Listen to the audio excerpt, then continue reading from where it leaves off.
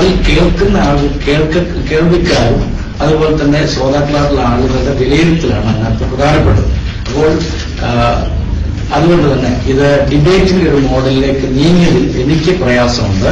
ഞാൻ ഒരിക്കലും AP സുന്നികളുമായി ഒരു കാരണവശാലും ഒരു ഡിബേറ്റിനെ മെനക്കെടുന്ന കാര്യത്തിൽ എനിക്ക് താല്പര്യമില്ല.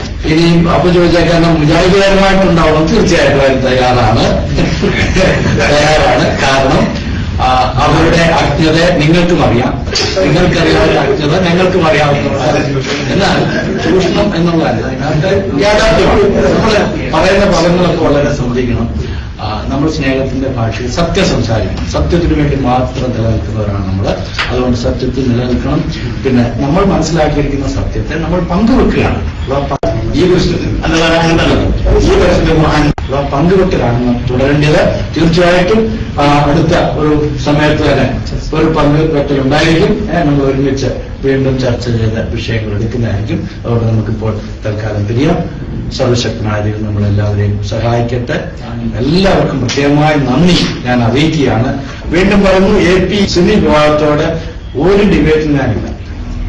നിശ്ചയപൂർത്തിയായി വരികയാണെങ്കിൽ തീർച്ചയായിട്ടും ഞങ്ങൾ ഡിബേറ്റ് ഉണ്ടാകും. കാരണം ഒരുപാട് കാലം വെല്ലുവിളിച്ചുകൊണ്ട് വന്നിട്ടുള്ളത്. IS-കാർ വരികയാണെങ്കിൽ തീർച്ചയായിട്ടും ഞങ്ങളുണ്ടാകും. അതിനകത്ത് യാതൊരു സംശയം. സർവശക്തനായ ദൈവത്തിന്റെ എല്ലാവരും അനുഗ്രഹങ്ങൾ വീട്ടിലൂടെ ചുരുങ്ങുന്നുണ്ട്. വീണ്ടും നമുക്ക് ഒരുമിച്ച് കൂടി കാണാമെന്നുള്ള പ്രാർത്ഥനയോടെ തൽക്കാലം വിട വാങ്ങുന്നു. നന്ദി, നമസ്കാരം.